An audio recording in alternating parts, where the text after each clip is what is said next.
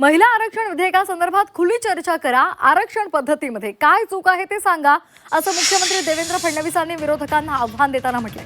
विधेयकाच्या सन्मानार्थ महिलांना एकत्रित करणार असंही त्यांनी म्हटलंय आणि त्याचबरोबर विरोधकांचा खरा चेहरा उघडा पाडू असंही मुख्यमंत्री म्हणाले।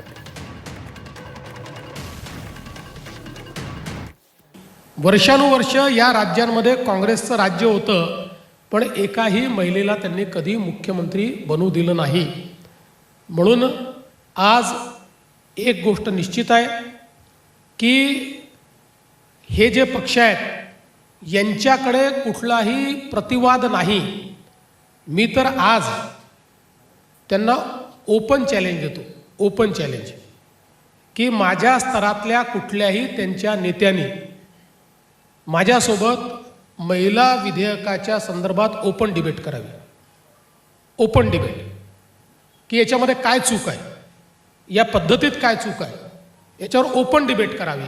ते करणार नाहीत, करू शकत नाहीत।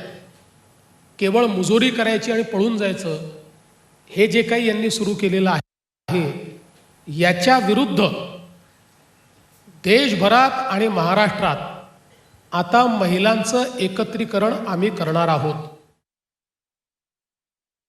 आम्ही महायुतीतले सगळे पक्ष आपापल्या परीने या संदर्भात जनमत एकत्रित करण्याचं काम करू, महिलांना संघटित करण्याचं काम करू।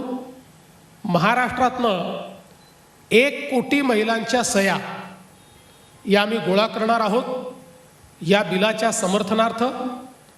त्यासोबत तालुका स्तरापर्यंत मोठ्या प्रमाणात जनजागृती करणार आहोत।